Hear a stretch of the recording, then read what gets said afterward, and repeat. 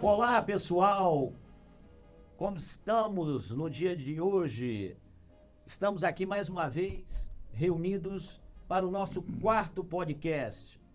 Hoje, tratando uma coisa fundamental, que é a área de conhecimento agregada à informação. O nosso quarto podcast ele vai abranger o poder de cenários na gestão empresarial do Brasil. Estamos recebendo hoje duas pessoas maravilhosas, dois amigos, né? Dois grandes amigos de uma organização quase que centenária. É o Diário do Comércio, um jornal físico e eletrônico que foi concebido em 1932 e hoje faz parte da rotina do Brasil e do mineiro. Estamos recebendo hoje o jornalista Luiz Carlos Mota Costa, presidente do Conselho Gestor, e Ivan Mules, jornalista e, como ele mesmo ressaltou, contador, né? E jogador de futebol também. E jogador de futebol, também. Nosso diretor executivo, né? O jornal Diário do Comércio, pessoal, foi fundado em 18 de outubro de 32 e desde lá vem comunicando tudo que tem de novidade para os mineiros. Bem, como é que surgiu essa visão desse podcast? Tudo eu sempre gosto de dar uma contextualizada, e isso aconteceu num processo de uma empresa que eu estava visitando, e de repente eu vi o jornal em cima da mesa, e essa empresa tinha feito um planejamento estratégico comigo. E eu falei para ele que eles precisavam monitorar continuamente os cenários, né? Os cenários que são o pano de fundo de qualquer estratégia. E o rapaz que estava responsável por isso me perguntou: como é que eu posso fazer isso? Onde é que eu consigo captar essa informação? Por acaso eu olhei o jornal e falei: você já olhou esse jornal? Você já leu esse jornal? Ele já. Falei: tudo que você precisa em termos de cenário, de informação, de conhecimento e mercado, pode procurar no Diário do Comércio que você vai encontrar. E, para minha surpresa, na minha visita seguinte, ele falou: Perrone, tudo que você me comentou, realmente eu consigo enxergar nesse jornal. E, por conta disso, hoje nós resolvemos, né, trazer esses amigos. Não é isso, Ronaldo? Sem dúvida. E a informação é a chave do que são os dados, né, a organização dos dados, e levando ao conhecimento e, por fim, ao sonho dourado da sabedoria, né? Que às vezes não nos visita facilmente. Então, dentro disso, pessoal, queria passar agora a bola para os dois aí. Sejam muito bem-vindos ao nosso podcast. É um prazer imenso recebê-los. São dois amigos de longa data, né? E eu fico muito, assim, feliz de saber que nós estamos aqui com a nata do conhecimento, com 90 anos de existência. Luiz e Ivan, hierarquia é posto, né? Não. Então, antiguidade é posto. Antiguidade, vamos ficar assim. Vou passar a bola agora para o Luiz e depois nós vamos conversar também com o Ivan. Bom dia, em primeiro lugar. Dizer também que é um prazer muito grande estar aqui, porque é sempre um prazer falar do Diário do Comércio, falar da nossa história. E, mais ainda, encontrando com amigos queridos, amigos que a gente não via há muito tempo. Bom reencontrá-los. A última vez que nós nos vimos foi naquela entrega do prêmio que nós recebemos juntos em... Tem bastante tempo. Tem tempo. Né? Mas que bom que estamos aqui. Né? Prêmio é bom, faz bem ao ego, né? Mas o Diário do Comércio sempre teve... E é uma vocação natural, é uma vocação, diria, de nascença, com negócios e com gestão. E eu diria, a maneira como isso começou a ser feito ilustra perfeitamente essa vocação E, ao mesmo tempo, a importância da informação para a gestão. Questão, tentando resumir aqui. Conta um pouquinho da história, assim, pra gente. Como é que surgiu essa ideia, né? No seu José Costa, seu Sim. pai, à época, né? Com 26 anos, como é que ele teve essa sacada? Vou te contar em Fundamental, seguida. hein? Eu prometo contar em seguida, que é uma história muito interessante, muito curiosa. É o seguinte, ele era mineiro, mas circunstâncias de família. Morreu meu avô, simplesmente. Cresceu em Niterói, voltou com 20 e poucos anos para Belo Horizonte, também numa situação muito interessante. Veio trabalhar na construção do então campo do Atlético, lá em Lourdes. Colina. Ele era o encarregado de compras. Nessa condição, e uma pessoa bastante antenada, bastante esperta, no bom sentido, logo se transformou, deixou o Atlético, embora continuasse ligado a vida inteira, para fazer uma empresa, ser representante comercial.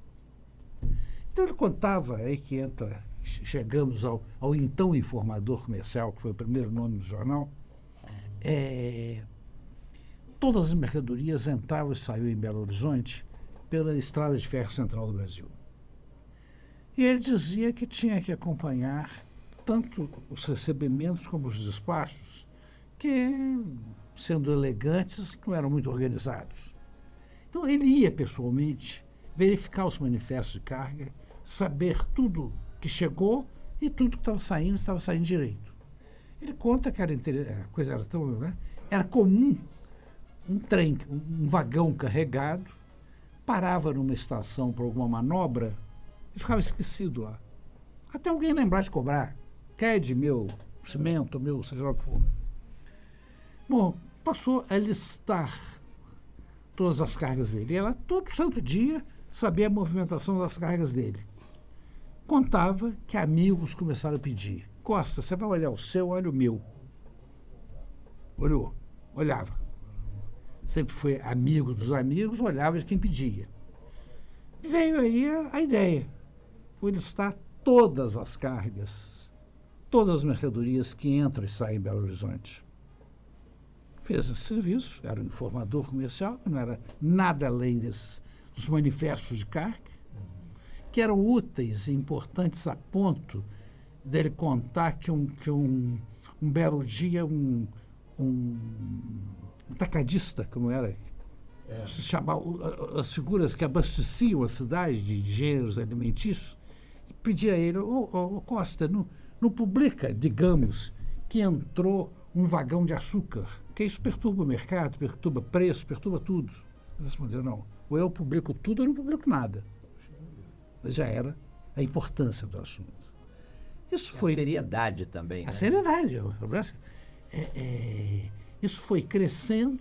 Um dia eu próprio perguntei a ele, e como isso foi virando? Porque os primeiros exemplares eram mimeografados, tamanho ofício, exclusivamente com os manifestos de carga.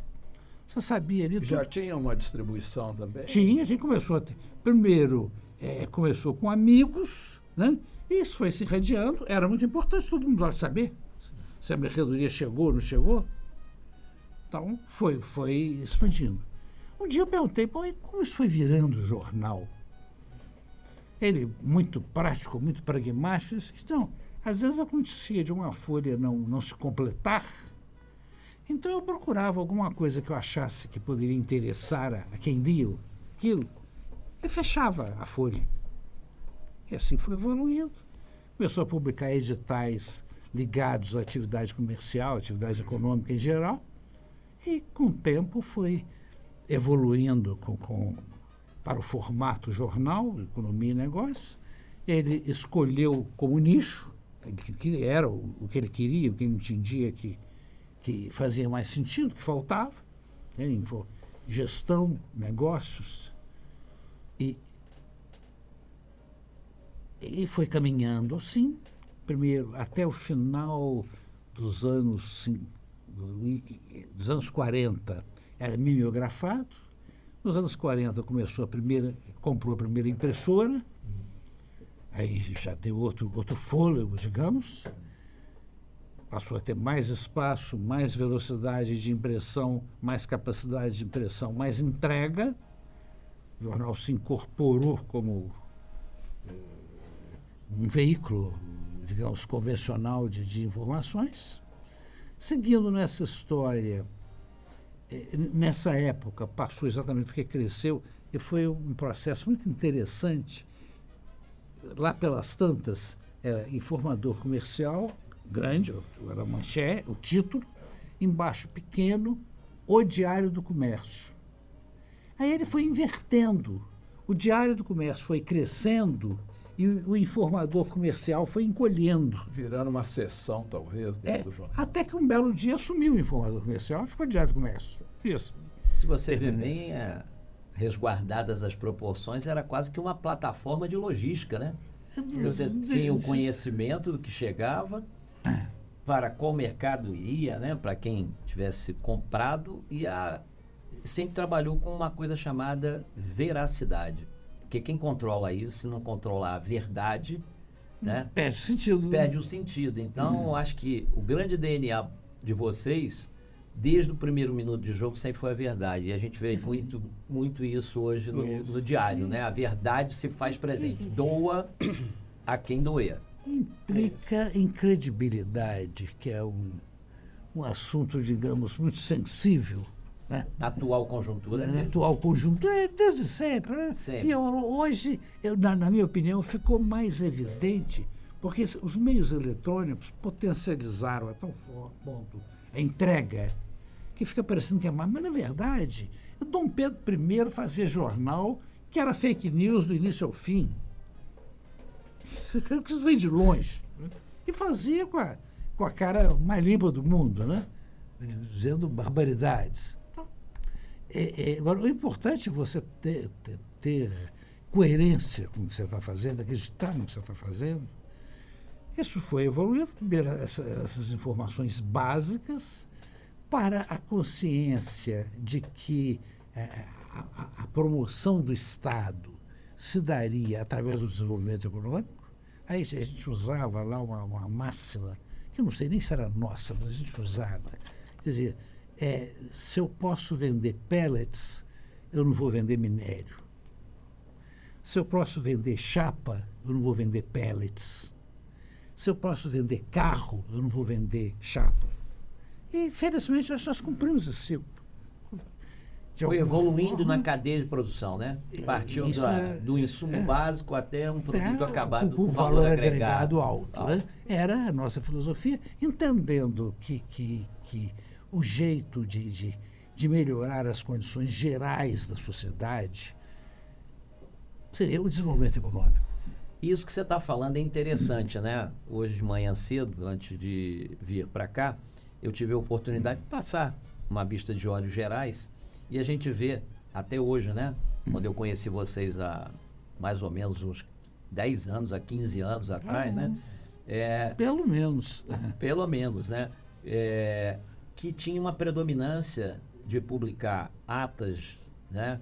De reunião de conselho, deliberações, licitações, e isso se dá principalmente essa questão da veracidade e da credibilidade. Né? Porque sempre pede-se a publicidade num jornal de grande circulação e de alta credibilidade, é o que todo conselho, né, de administração sempre coloca, né? Então, assim, eu faço parte de alguns conselhos, eu por vezes falo, vamos publicar no Diário do Comércio. Porque... Fale mais constantemente. E você vê que o DNA disso é o quê? Credibilidade e seriedade, que é coisa fundamental. Ô Perrone, se me permite, né, cumprimentá-los. Exato. Em primeiro lugar, cumprimentá-los, agradecer, né, essa oportunidade, né, Ronaldo, Perrone, de a gente estar aqui falando um pouco do Diário do Comércio.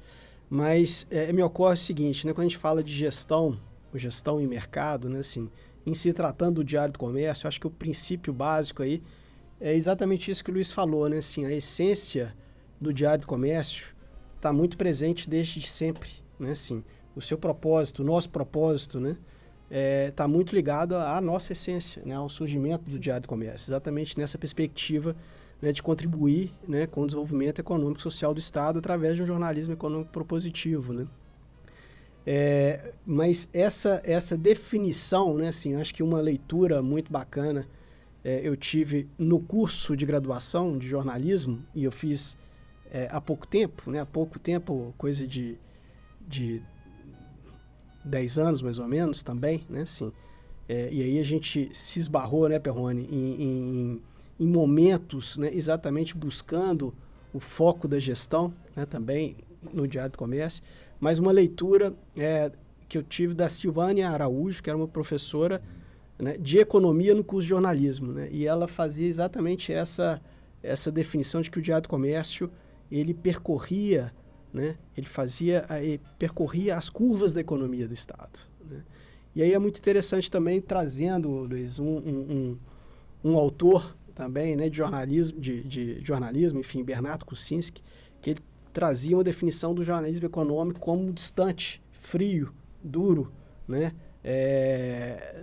Mas, na realidade, né, talvez a macroeconomia, né, essa questão da variação cambial, né, enfim, toda essa questão. Uma coisa interessante, por vezes, já teve vezes que eu estava fazendo a construção de um planejamento estratégico numa empresa, né? E, de repente, no meio da discussão, o cara soltava uma pérola. Isso aqui vai vir para Minas Gerais.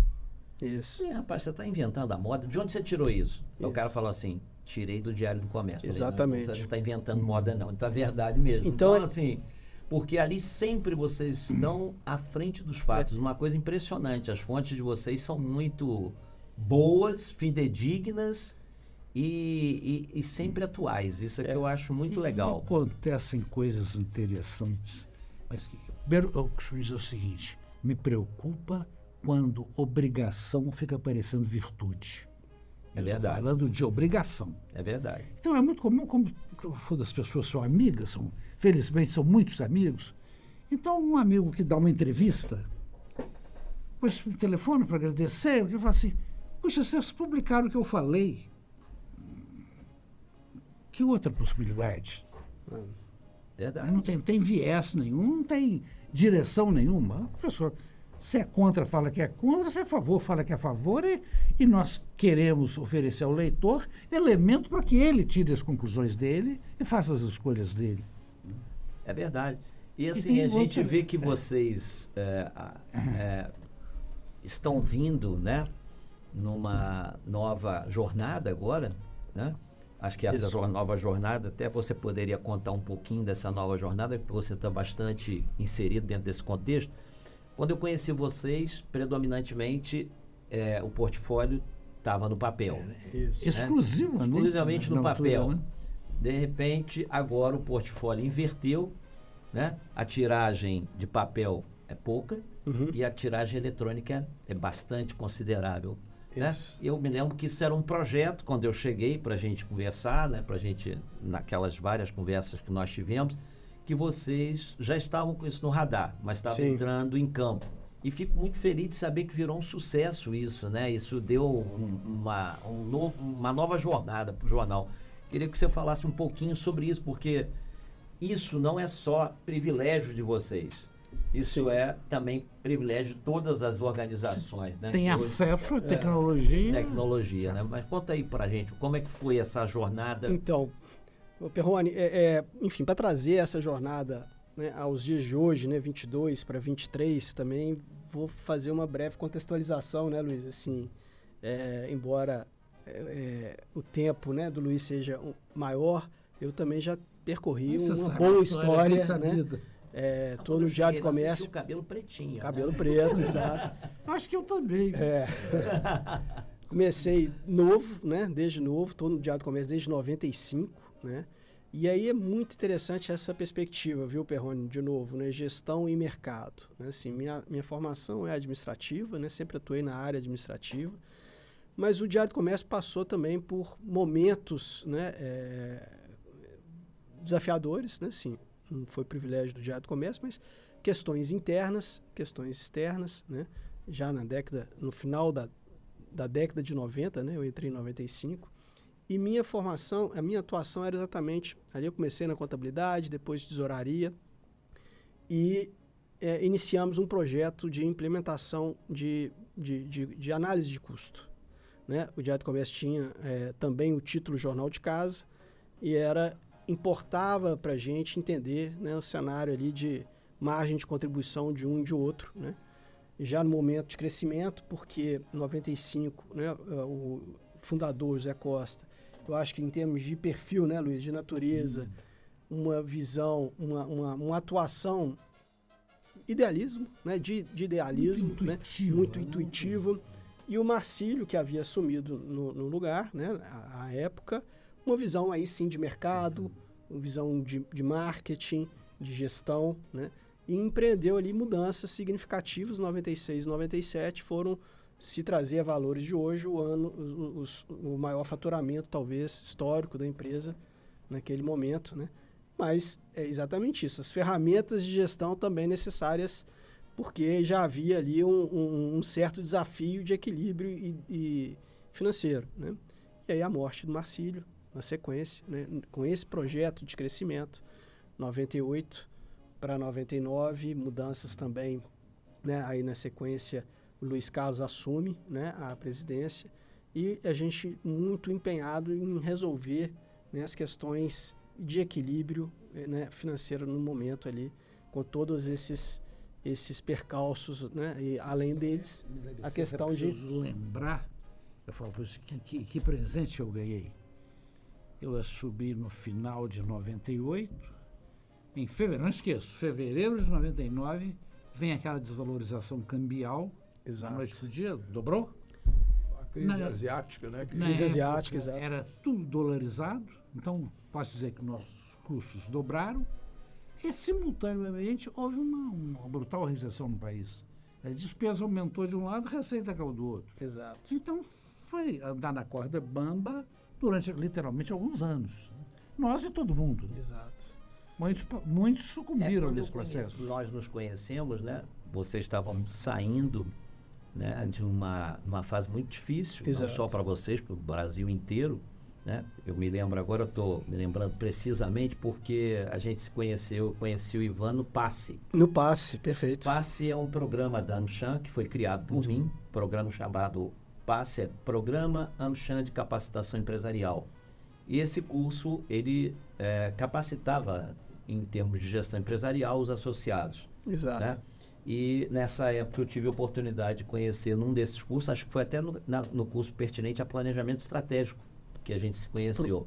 Né? E aí a gente sentou para ver uma série de coisas e realmente aquele período estava muito difícil no Brasil. Exato. Foi por volta mais ou menos aí de 2007, 2008, porque aí logo na sequência veio aquela grande crise 2008. de 2008, né? Mas, na verdade, nós tivemos, nesse período, comecei falando de 98, houve, na sequência, né? Na virada do século, houve um alívio, né? Isso.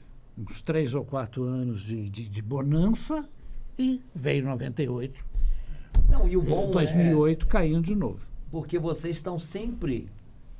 a crise não pegou só vocês, pegou todo Todos, mundo, né? Mas vocês viveram ela em conhecimento e mercado. Mercado, exato.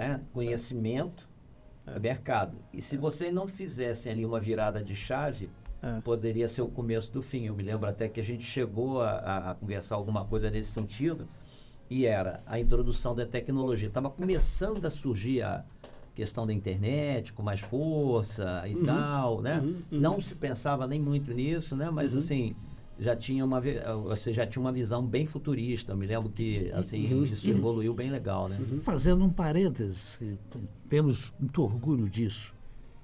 Nos facilitou essa caminhada, porque antes, ainda nos anos 80, nós fomos o primeiro jornal no Brasil a informatizar a redação por inteiro, com equipamentos capazes de produzir isso que você recebe. Daqui para a impressão.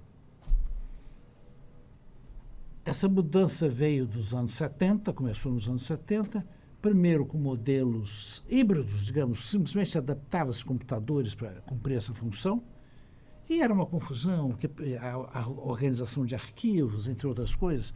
Eu me lembro, por exemplo, a primeira vez que eu fui conhecer um jornal, assim, um jornal em Washington, E chega lá um estrangeiro e imaginaram que o infeliz do editor internacional devia ser o encarregado de receber, né?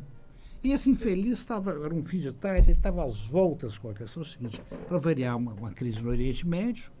Eles tinham mandado, com hábitos do jornalismo americano, um grande escritor, um grande nome, para ir para lá fazer um artigo especial sobre aquela crise daquele momento. Não havia celular, não havia nada disso, preciso dizer. Esse fulano avisa que tinha mandado a matéria e a matéria simplesmente tinha sumido no computador. Então o cara estava lá nos recebendo e doido com a situação. Pois bem, nós descobrimos, meu irmão, que era especialista na área industrial, e meu pai, que tinha uma visão enorme, descobre numa feira nos Estados Unidos um primeiro equipamento que já era concebido e feito para jornalismo. E compramos primeiro, né, adiante, feita a compra, eu e meu irmão fomos para lá para fazer a versão em português, partindo do que eles tinham feito para o jornal El País, de Madrid. Fizemos isso. Se perguntar como, eu não faço a menor ideia, mas fizemos. Voltamos.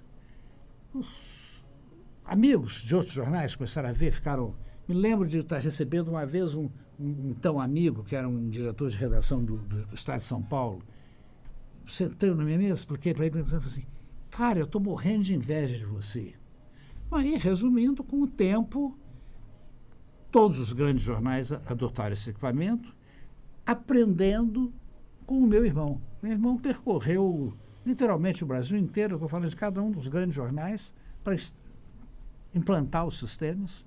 Eu lamento hoje que isso foi feito, que, vamos dizer, nos deu um elemento histórico, uma vantagem, um galardão, mas isso foi feito na mais absoluta informalidade, todo mundo era amigo.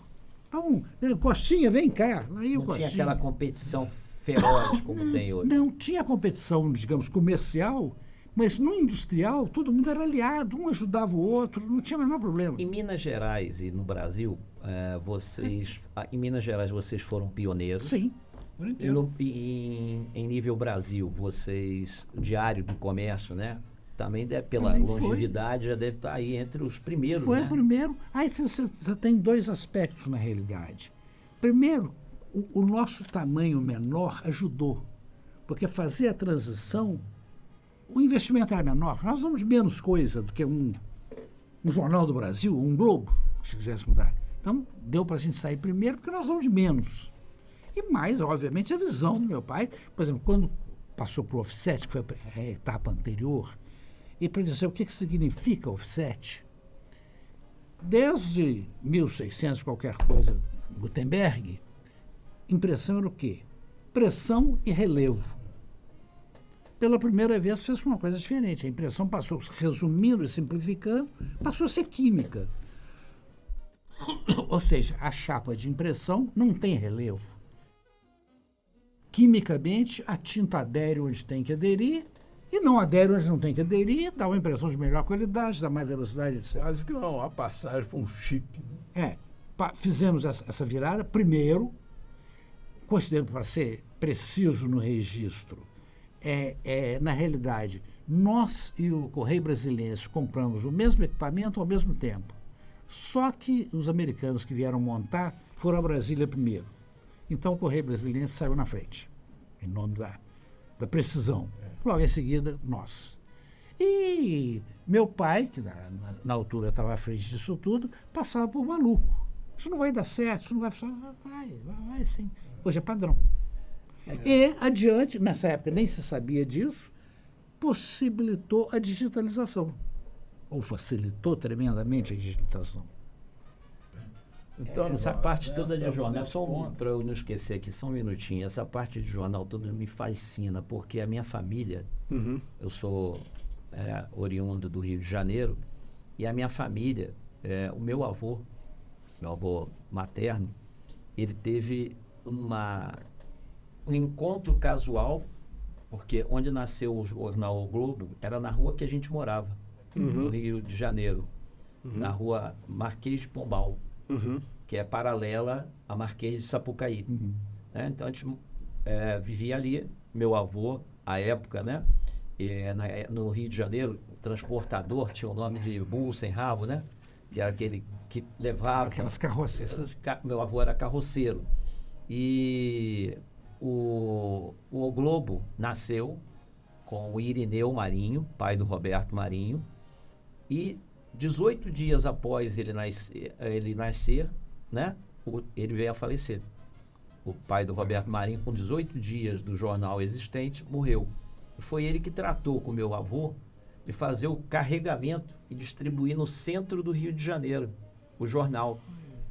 Aí o Roberto Marinho chamou ele e falou: italiano, meu pai morreu, você tem esses carreteiros todos na mão, que ele fechou com o meu avô.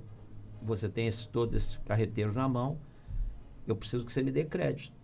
Dá crédito porque eu vou te pagar, não vou te dar cano, não. Aí meu avô virou para ele e falou assim: olha, não tem que dar crédito, né? Eu estou mesmo envolvido plenamente com você aqui. E aí, depois meu avô começou a fazer toda a distribuição do jornal O Globo. Passou um tempo, depois ele passou para um outro amigo dele, que foi o fundador da Mercúrio, transportadora, que nasceu nessa brincadeira. Enfim, mas aí essa foi a primeira passagem. E a segunda passagem, o meu pai, ele trabalhou com o Mário Filho, no Jornal dos Esportes. Meu pai, ele era encarregado de produção, gerente de produção do Jornal dos Esportes. Então, produção gráfica? Gráfica. Produção gráfica, né? Aquele jornal com aquela estampa rosa e tal, que falava só de esporte, né? E ele conheceu o Mário Filho, que dá o nome ao Maracanã. Maracanã é estádio Mário Filho, né? Por causa do... Ele é até irmão do Nelson Rodrigues, né? Então, meu pai... Então, minha família sempre teve, né? Um viés, assim. Eu sempre fui um apaixonado por questão de comunicação, né? Quando eu tive a primeira vez com vocês, eu me lembro que eu olhei tudo e tal. Aquilo me recordou bastante, né? E vocês falando aí me deu até uma certa nostalgia, né? Agora, Ivan, como é que nós pulamos, então, para a eletrônica moderna? Não, pois são ciclos, né, Ronaldo? Exatamente. Primeiro, ciclos de gestão, né? E aí a gente entendendo, né, que alguns instrumentos, né, foram trabalhados, né, assim, no sentido internos, né? Acho que a gestão na perspectiva da visão interna, né? Então foram ciclos também de governança, né, de atuação em relação a essa busca, né? E aí interrompida, né, em função das questões que eu já citei aqui, né? Primeiro, em 95 mais ou menos, com o falecimento, do afastamento, depois do falecimento do Zé Costa, mas já havia ali, né, um primeiro movimento de governança, né, com o Conselho, uma primeira onda. Preparamos com a Fundação Cabral, né, olhando, inclusive, a sucessão da terceira geração, interrompida pelos fatos que a gente colocou, e aí a gente volta, né, buscando novas ferramentas de gestão, muito com o que a gente também comentou aqui dos nossos encontros, né? Uma segunda onda, talvez em 2010, 12 também, com a Fundação, com o PAEX também, né? Um novo ciclo de um conselho também de sócios, né? Eu quase, à época, fui atender vocês, porque estava na Fundação do Cabral, já tinha um viés com vocês, uma relação com vocês, mas aí, por questões de agenda, eu acabei indo para outros projetos. Mas aí, Perrone, acho que assim, acho que o grande desafio da gestão, né, não só... nós vivenciamos isso, né, em termos de um desafio, que é a necessidade, né, da sobrevivência, né? Assim, então, acho que esse pode ser um grande... Você comentou, né, a questão da redução do estoque de gestão, né, nesses últimos anos, e talvez essa necessidade de atuar, né, e resolver os problemas, o sentido de urgência, acabaram, de certa forma, né? Não é que a gente não fazia gestão, mas fazia gestão mais como necessidade, como gestão da crise, né? Então, trazendo para cá, né, Ronaldo, assim, 2008, mais uma crise econômica, 2015, mais outra crise econômica, né? E a gente sempre tentando questionar, né, também com todas essas questões de transformação, né, do ambiente do nosso segmento, né, dos veículos de comunicação, da internet, da velocidade das tecnologias, das informações, das redes sociais, além dessas questões econômicas que a gente também colocou 2008, 2015, a gente sempre tentando fazer o arranjo. Porque o Diário do Comércio não tem nenhum grupo econômico por trás, nenhum grupo político, né? É uma empresa familiar, independente, mas voltada, mais uma vez, né, assim, muito... talvez essa fosse exatamente a nossa força, né, no sentido de acreditar realmente que a comunicação, através da comunicação, né, a comunicação como instrumento de transformação, né, a comunicação como instrumento de orientação para o mercado, e a gente sempre acreditou muito nessa verdade, né, assim, o Diário do Comércio como esse instrumento. E aí, trazendo, então, 2018, nessa última crise, Luiz, eu, Adriana, já atuando no Diário do Comércio, também, né, com bastante efetividade.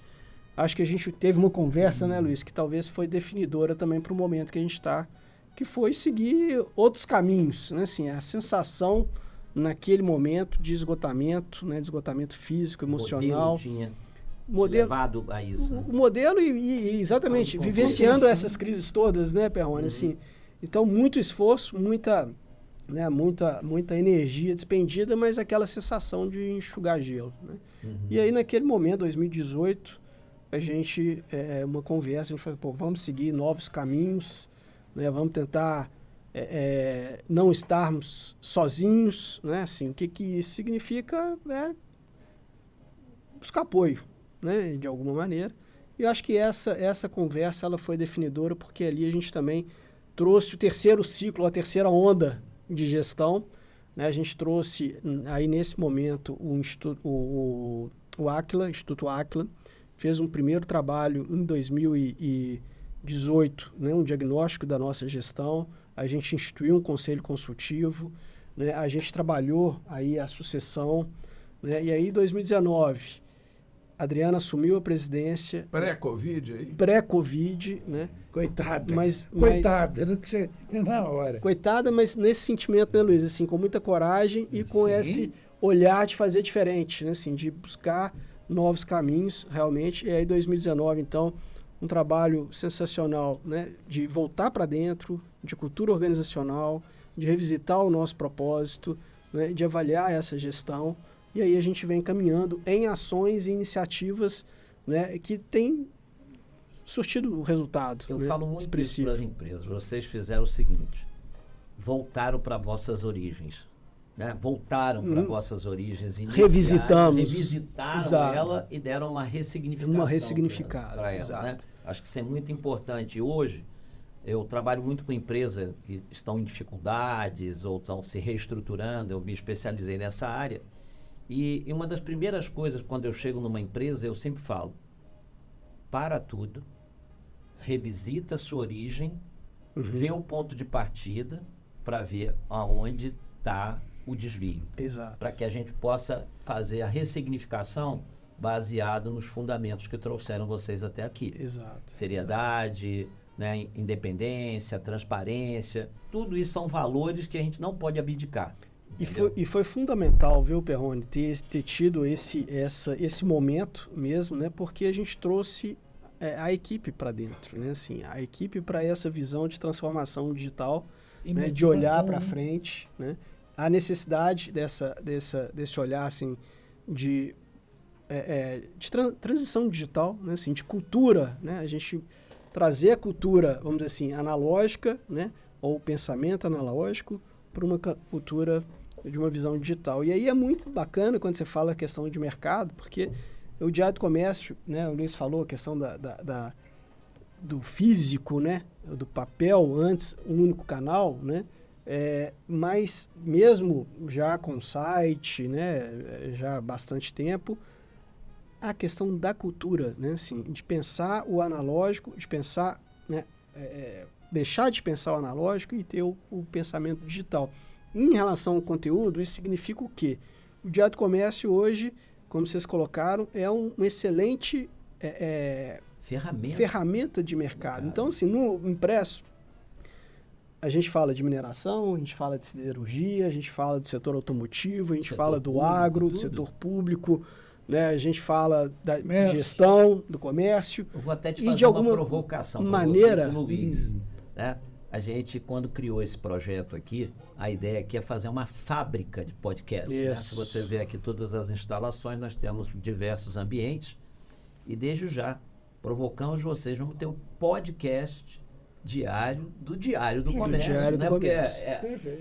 entre a hora da publicação até a hora da parte da manhã do consumo já mudou, né? É. Então, desde já nós estamos oferecendo aqui, né, para você fazer uma reflexão. Perrone, já fica o desafio aceito, se Ivan me permite responder assim, eu achar o seguinte, não levar a informação, aconteceu isso, mas por que aconteceu isso e, sobretudo, qual a implicação? Ô, Luiz, esse ponto eu acho que ele é essencial, né? Assim, de novo, essa leitura ou pensamento digital, né? Assim, é pensar o Diário do Comércio como uma plataforma, né? Como um hub, né? Um educação, muito mais de educação, de orientação, de formação, de conexão, né? De relacionamento. Então, a gente, de novo, sair do pensamento de editoria separada, uma separada da outra, e a gente pensar em conexão. E até não só divulgar o que aconteceu, criar o conteúdo, que hoje, vocês têm diversos conteúdos, quando a gente vê os artigos que todo dia são, né, divulgados, né, são de excelente qualidade.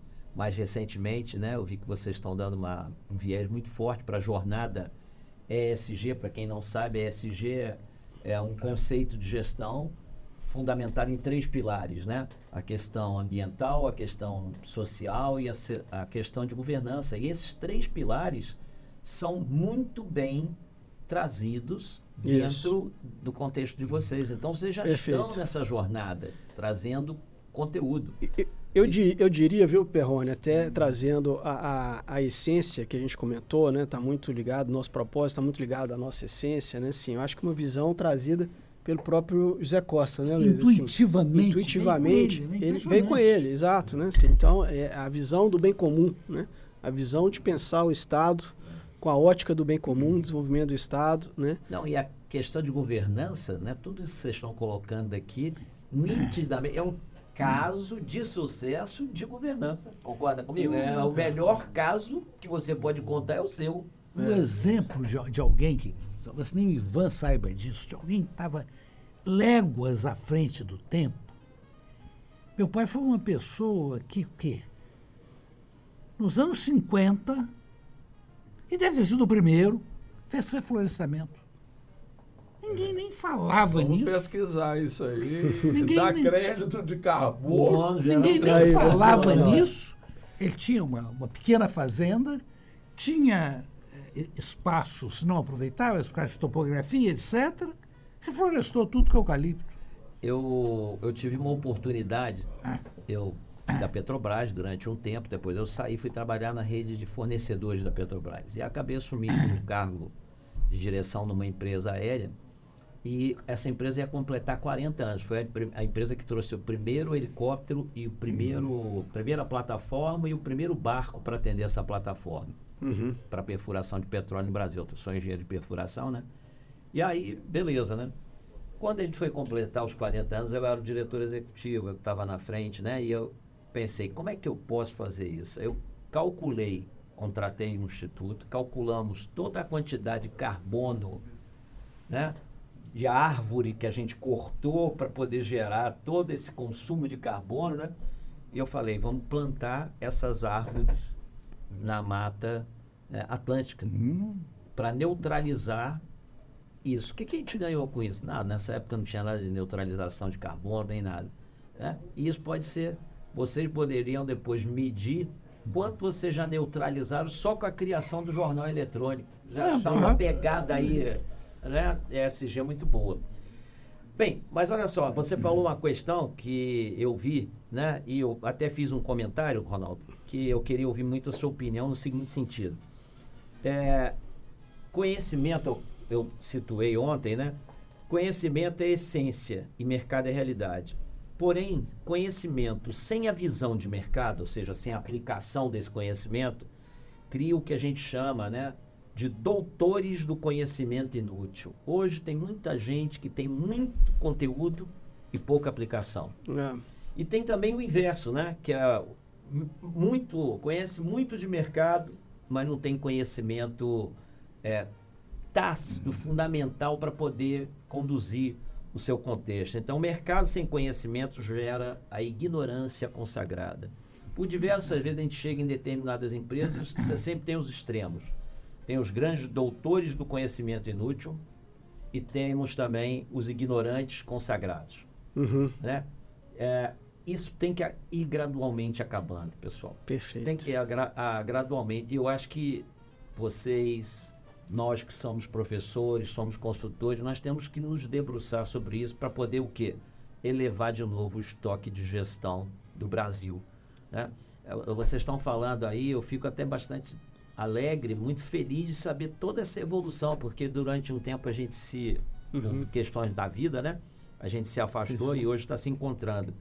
Então, assim, eu espero que a gente contribua muito para acabar com os doutores do conhecimento inútil e também os ignorantes consagrados. Eu acho que isso é uma coisa fundamental. Fala alguma coisa, você que é... O Ronaldo é meu professor e meu desorientador. Ele me orientou a vida inteira. Vamos lá, fala aí pra gente aí, Ronaldo. Será? Você está sendo justo. No bom sentido. No bom desorientador. Te desafiou, né?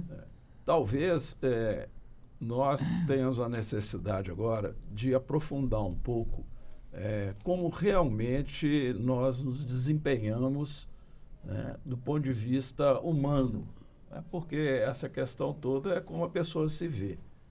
Então a gente tem que mostrar, principalmente essas gerações que vêm e buscando a experiência das gerações que estão indo, de como evitar isso. Como fazer, por exemplo, uma gestão racional respeitando as questões emocionais e vice-versa. Né? Como deixar a emoção chegar e trabalhar racionalmente. Para ter uma autocrítica e poder, né, numa conversa como essa, cada um se perceber, porque todo mundo é meio um pouco isso que você falou, né? Eu, você, né? Todos que estamos aqui, tem hora que você fica orgulhoso, fechado, e você vai para perto de um extremo desse. Então alguém tem que chegar e falar, ô Perrone, aqui menos um pouco. E da outra forma, no outro extremo, você também receber esse feedback. Receber feedback é muito difícil. Ouvir é muito difícil. Então a gente tem que resgatar isso para que a gestão realmente... Não, e mais uma vez vocês estão caminhando à frente de tendências, né? Por quê? O que está acontecendo hoje, pessoal? A junção dos cabecinhas pratas, né? Como todos nós que estamos aqui nessa mesa, com aquela geração que está ali fora, o Henrique, o Arthur, né? O Ricardinho, meu filho. Essa junção, se bem feita, dá uma química perfeita. Boa. Né? Experiência. E hoje já estão trabalhando isso. Tem até um site muito interessante chamado mature.com.br, que é a contratação de pessoas com mais de 50 anos. Isso está virando uma tendência. Sim. Entendeu? Por quê? O mercado ficou durante um tempo isento.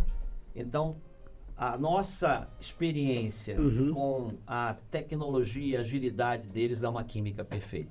Concorda? Então, assim, por outro lado, perdeu-se é o que muito vocês estão fazendo agora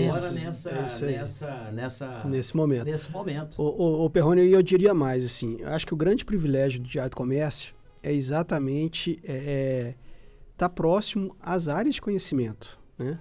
Aos setores, às entidades, né? Aos empresários, às empresas, e escutar, né? E ouvir questões, pontos agora estratégicos, ou dores, dores, né? exato, ou dores. Eram necessidades Problemas. e expectativas. Exatamente, Ronaldo. E aí é muito bacana porque a gente, né, escuta dores de um, dores de outro, e a gente percebe que são dores comuns. E problemas de outros. E problemas de outros. Então, eu acho que você se apropria. a gente se apropria, e eu acho que o grande barato é a gente conseguir transversalizar, né, e convergir, né? Ou seja, de que forma que, dentro do olhar da gestão, né, a gente pode ajudar setor A ou setor B trazer, sei lá... Fazer isso sem sofrer. Sem sofrer. Não precisamos sofrer para fazer E isso. tem um projeto deles que eu queria até que eles falassem um pouquinho. Eles são apoiadores, né, e patrocinadores de um projeto em parceria com a Dom Cabral. Exato. Valoriza exatamente esse aspecto, né? Muito da aplicação dentro de uma realidade prática, né? Fala um pouquinho sobre esse projeto. Então, na realidade, isso começou... Qual o nome do projeto, né? Começou com o Prêmio José Costa, né? O Prêmio José Costa começou em 2007, a ocasião do centenário do José Costa, que foi em 2006, né, Luiz? E a primeira edição do Prêmio José Costa foi em 2007, em parceria com a Fundação Dom Cabral, desde o princípio, né? Mas a ideia, como eu falei aqui anteriormente, foi justamente trazer os valores de José Costa presente, assim como, né, José Costa e outras lideranças à época atuavam muito nessa visão do bem comum, né, do olhar, a visão de futuro e o olhar do bem comum. Então a gente entendeu naquele momento que aqueles valores eram extremamente, e são ainda, né, essenciais até hoje. A gente está falando de ESG, enfim. Ele principalmente a pegada do social. Do social. Mas ali no Prêmio José Costa, na primeira edição, a gente destacava, então premiava, né, empresas dentro de setores específicos da economia, né? Dentro da indústria, dentro do comércio, dentro de serviços, dentro do agro. E a cada edição, 2000, era de 2 em 2 anos, junto com a Fundação, a gente trazia também algum elemento, né? Algum elemento de conhecimento que a Fundação nos permitia, né? Para também trazer uma reflexão para aquele ambiente, né?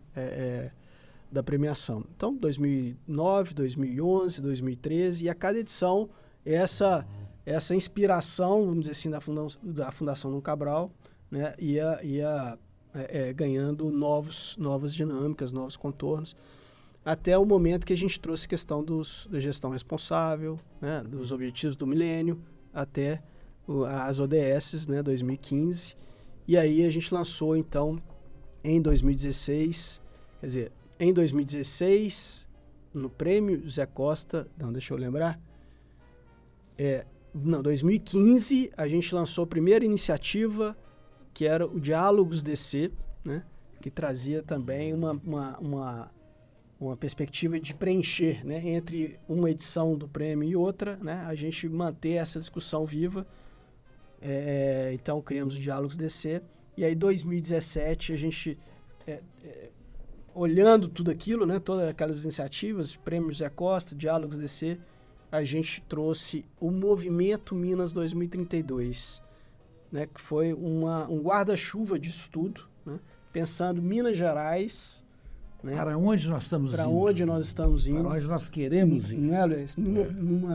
Muito nessa perspectiva, né, assim, contar a história, né, é ótimo, mas... vamos olhar para frente, né? Vamos pensar de que forma o Diário do Comércio, enquanto veículo de comunicação, pode contribuir para o desenvolvimento do Estado. Então, criamos o Movimento Minas 2032. 2032 vai ser o ano do centenário do Diário do Comércio e coincide com a Agenda 2030.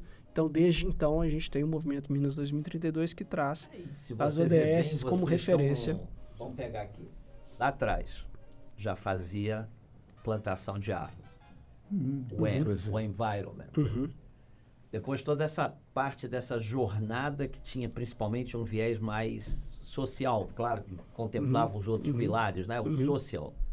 E toda essa jornada também que vocês fizeram de modificação de José Costa para você e para o seu irmão, e do seu irmão agora para eles, né? Para ele e para Adriana, né? É a governança. É o G da governança, né? Então, assim... Os 3 pilares do ESG, vocês colocaram já aqui, estão aí na veia. Né? E você usou a expressão na veia. Eu acho que Ivan há de concordar comigo. Eu disse, meu pai era uma pessoa singular. Ele envolveu a gente. Ele comprometeu a gente de uma maneira absolutamente natural, né, Ivan?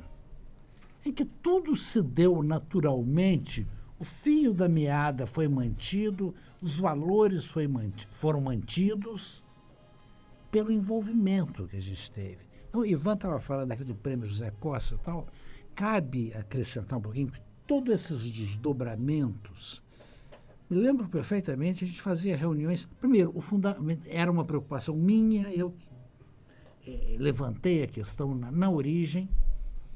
Eu via, e menino eu participava muito de tudo aquilo que José Costa tinha feito. Eu estou falando de Açominas, estou falando de Petrobras, estou falando de Vale do Rio Doce, de Fiat mais adiante, de Usiminas, tudo isso passou diretissimamente pela gente. Chegou a minha vez, digamos, e eu, o que eu vou poder dizer que eu fiz? Confesso aqui que a gente andou cutucando, não tivemos as respostas que gostaríamos, porque o panorama tinha mudado, digamos que, eu sei falar muito, a grandeza era menor, o espírito público era menor. Não menos alta, né? Era menor, digamos assim, para não entrar muito nesse assunto. Então a ideia é essa, mostrar o que eles tinham feito. E não era José Costa, é toda uma geração que fez tudo isso que eu citei. Pouca gente sabe que a Petrobras existe por causa de um movimento mineiro. Sabia disso? Não. E olha que eu era ex-Petrobras. Eu vou te contar. Estava aquela luta de fazer a Petrobras ou não, aquela luta política, interesses que permanecem até hoje, etc. Deixa para lá. Houve no Rio, exatamente nas alturas 53, 54, houve no Rio uma grande reunião chamada, então se dizer, classes produtoras, enfim, empresariado todo reunido, uma grande reunião nacional e tal, em que um dos grandes assuntos era petróleo e Petrobras. Minas leva, por iniciativa do meu pai, do Osório da Rocha Diniz, do Renato Falsi, isso, citando os três, eu homenageei todos os outros, não só eles, não. Inventaram de levar para lá uma tal da tese mineira do petróleo. Isso dizia, sobretudo o Renato Falsi, com quem eu conversava muito, era uma figura fantástica, aquilo entusiasmou, inflamou o plenário, a reunião. Então, uma reunião com um grupo que era até hostil à questão do petróleo, né, naquela forma, naquele formato, Petrobras, etc., passou a ser a favor.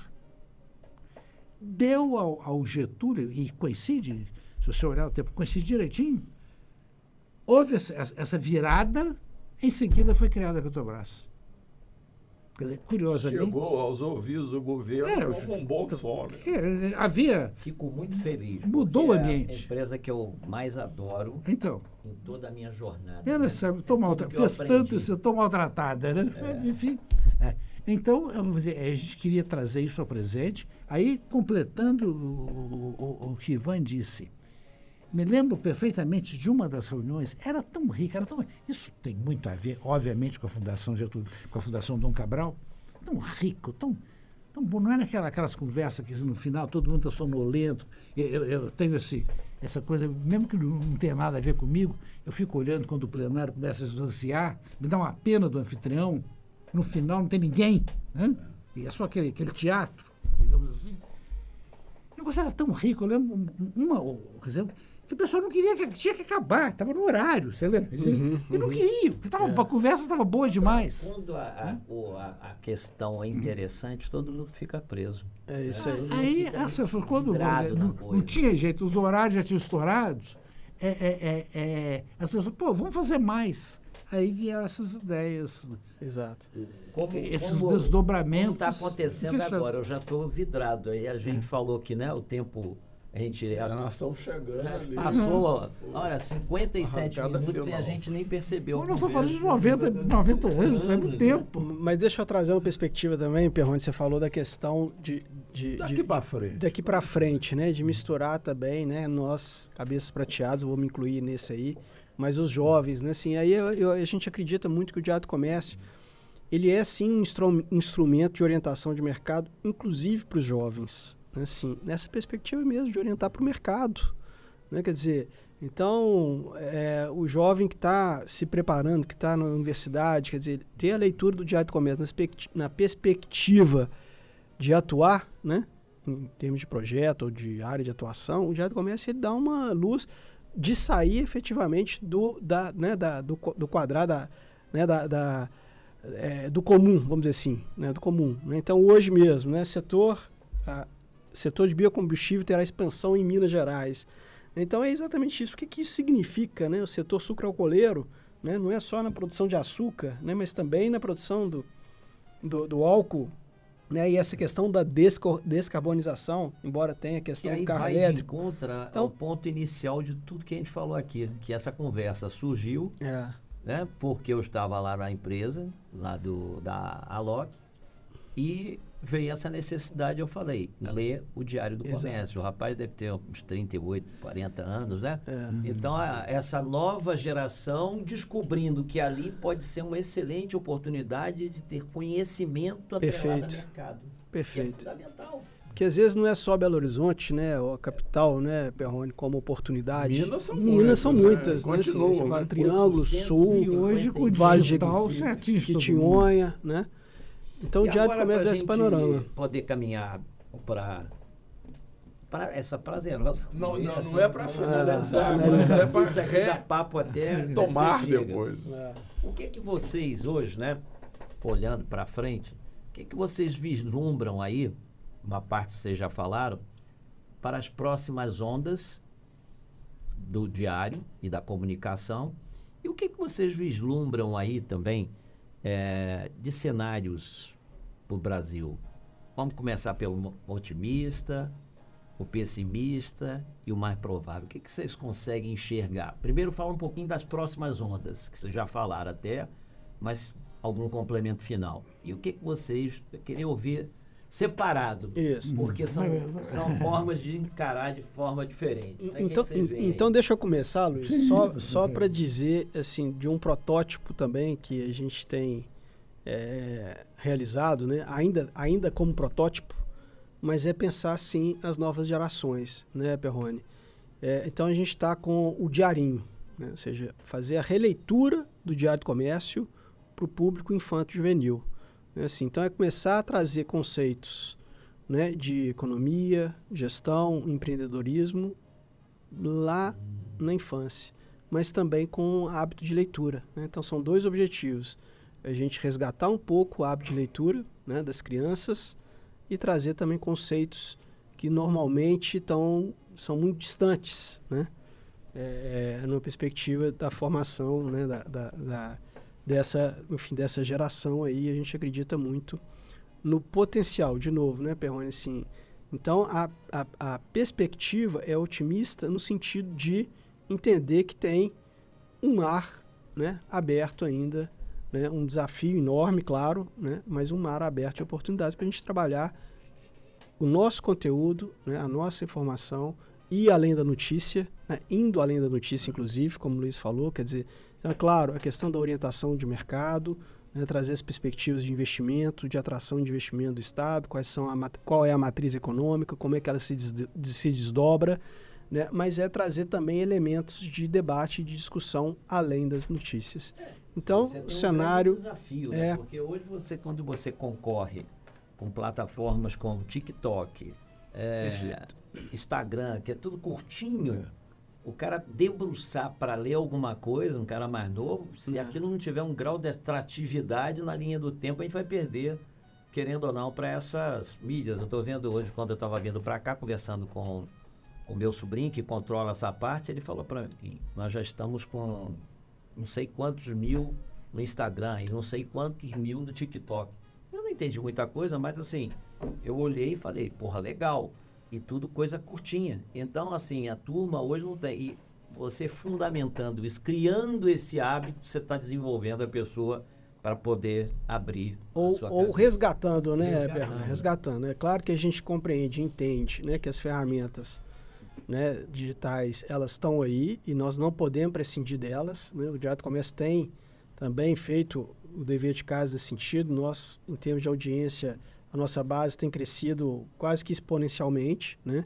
Claro que se a gente comparar bases, como você citou, né, TikTok, redes sociais ou outros volumes de internet, claro que ainda há uma desproporção. Mas se voltar para o nosso público, né? Continuamos sendo nicho, né? Então, não queremos é um crescimento. sair disso. E a gente entende que há uma oportunidade enorme, sim mesmo, né? A superficialidade das informações, do conteúdo, de ser tudo muito rápido, né? A gente entende que o resultado, né? A importância desse olhar um pouco mais profundo, um pouco além, né? Ele também é fundamental e tem espaço para isso. Vamos agora para o Luiz. E tem indicativos claros, pesquisas, tanto nos Estados Unidos quanto na Europa, não sei se isso já chegou aqui, não com essa profundidade, que mostram claramente que essa informação que eu chamaria de impulso, essa informação que é jogada no ar, é claro, aí nós estamos falando de milhões, às vezes até de bilhões de... mensagens, né? Não de mensagens, não, de audiência, né? De pessoas que captaram aquilo. Mentes. Isso vai enxugar, mas fica aquele que leu aquele TikTok, aquela notícia, mas quer mais. Quer mais, ele vem aqui. Que é o caso aqui do podcast. Aquilo serve para dar um input. Aí depois, mais detalhes. Se ele quer mais. Vai lá e entra eu diria que o conceito fundamental desses sistemas eletrônicos é isso. Você não tem limite. Você chega, posso contar uma experiência minha, que eu considero interessantíssima do ponto de vista de tecnologia. Uma madrugada, literalmente, que é hábito meu, madrugada eu lendo. Diz que é coisa incrível. Um livro em que fala lá pelas tantas que o Altran Dourado foi o assessor de imprensa do Juscelino, era um jornalista que depois se destacou como um grande escritor.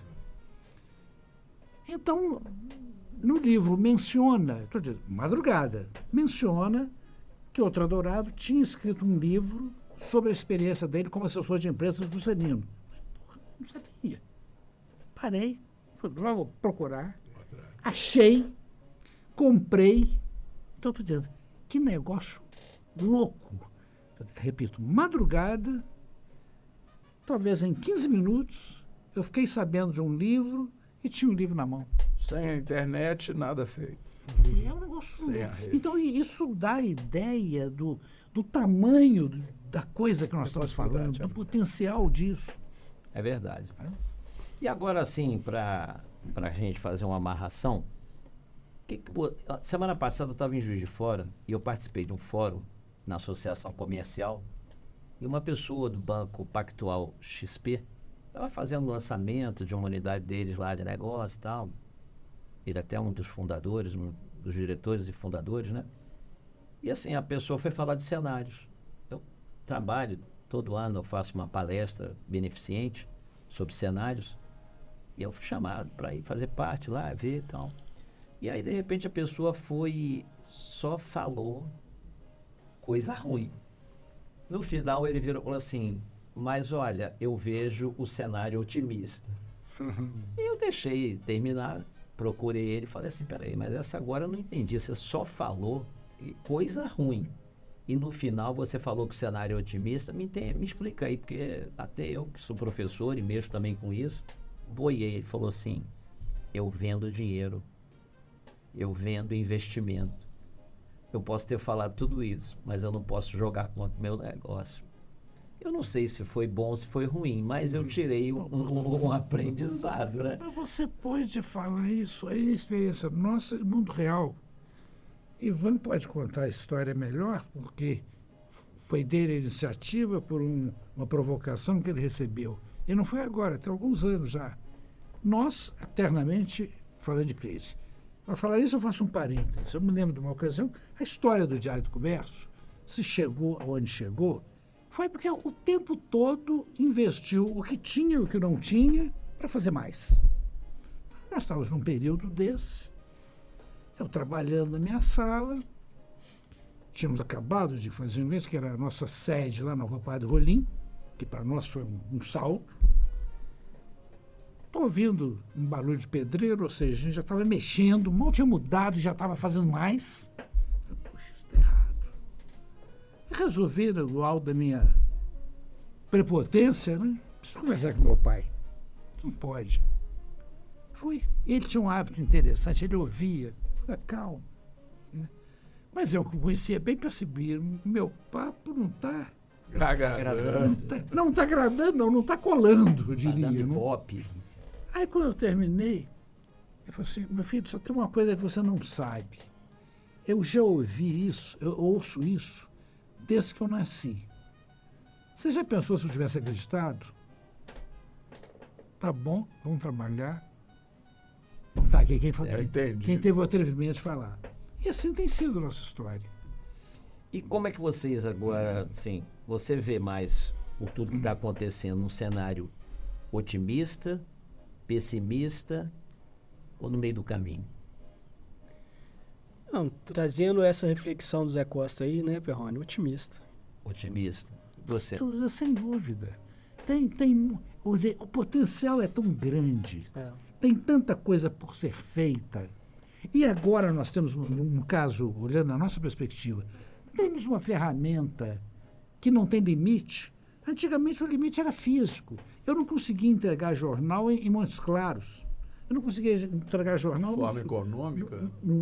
Não era viável economicamente e a logística não era viável. Não era. No sul de Minas, lá me lembro do pessoal do Polo de Eletrônica, amigos, me pedindo...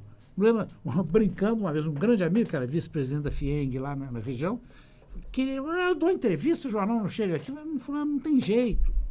Vai chegar atrasado, a gente não quer entregar jornal 2 ou 3 dias depois. Né? Aí ele falou assim, deixa eu resolver. Eu falei assim, se você resolver, eu te dou um beijo. Claro que não resolveu, porque não tinha solução. Hoje, está no mundo, instantaneamente. Verdade.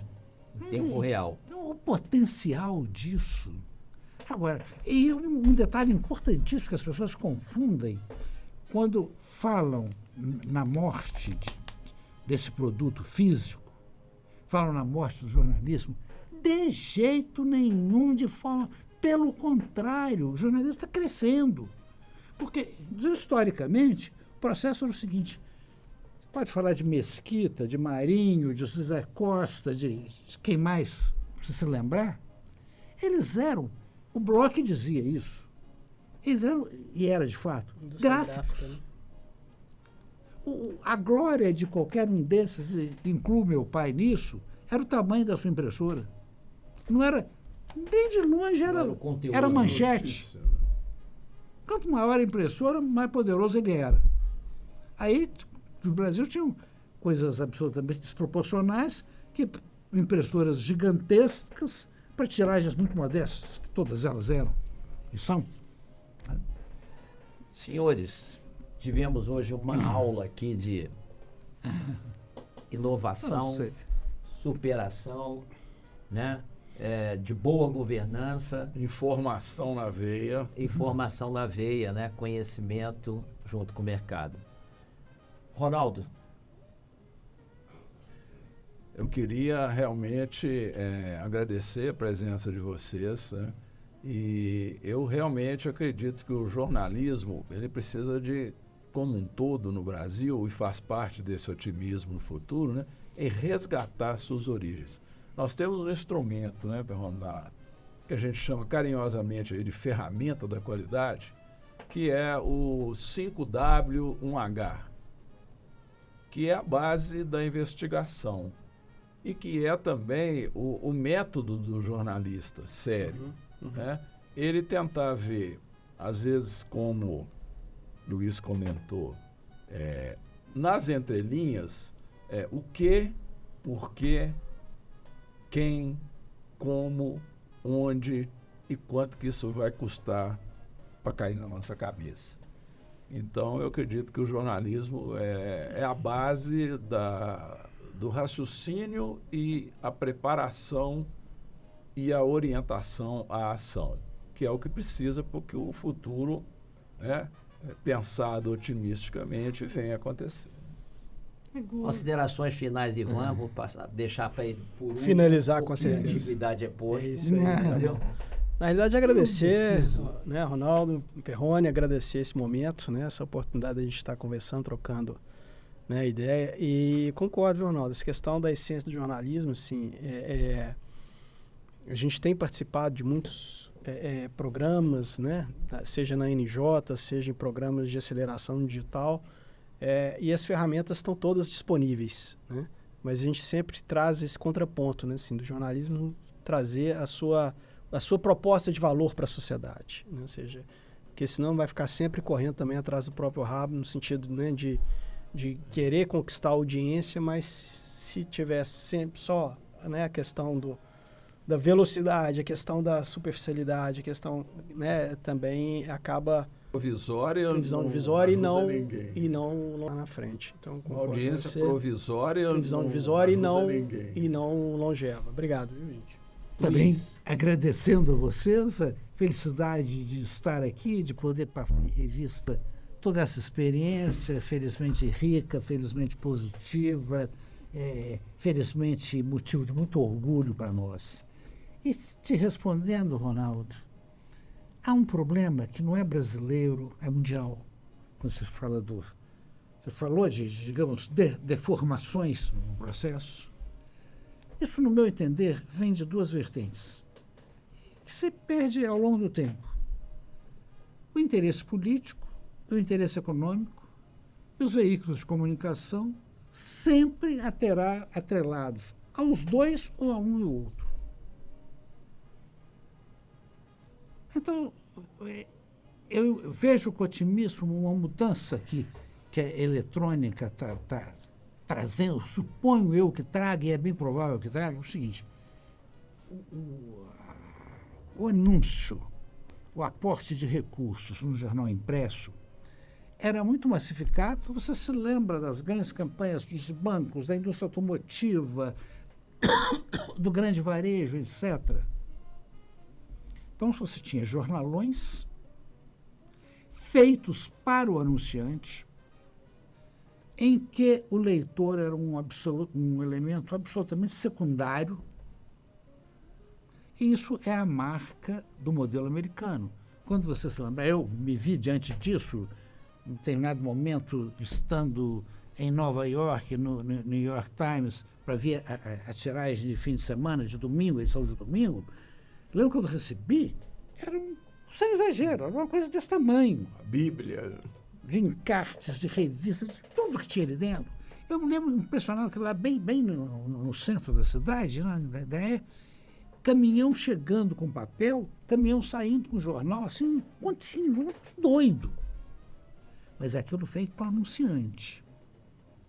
Então, quando se fala e tem que arriscar, botar a mão na ferida sem maiores cerimônias, então os Estados Unidos, com toda aquela coisa, democracia, liberdade, que eles cuidaram de, pelo marketing, potencializar isso. Por exemplo, liberdade de imprensa. Como assim? Se formos verdadeiros, não há nenhum controle público, nenhum controle político, nada.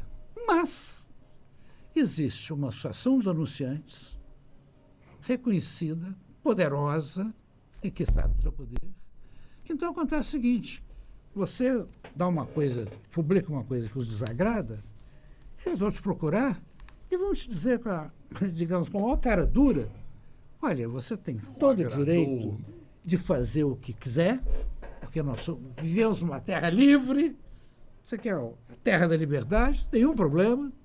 Agora, a mesma liberdade que você tem de publicar, eu tenho de não anunciar. É claro. Estamos entendidos? Então, desde já agradeço, né? Muito obrigado por vocês terem vindo. Foi maravilhoso, a conversa foi muito bacana. Espero, né, que estejamos mais vezes juntos. Espero, estou provocando vocês. Vamos lá. Esse aqui tem muito que contar sobre o que está acontecendo no mundo eletrônico. Viu? Provoca vocês. O que já aconteceu. Considerem a hipótese, né, de fazer alguma coisa em tempo real e contem conosco.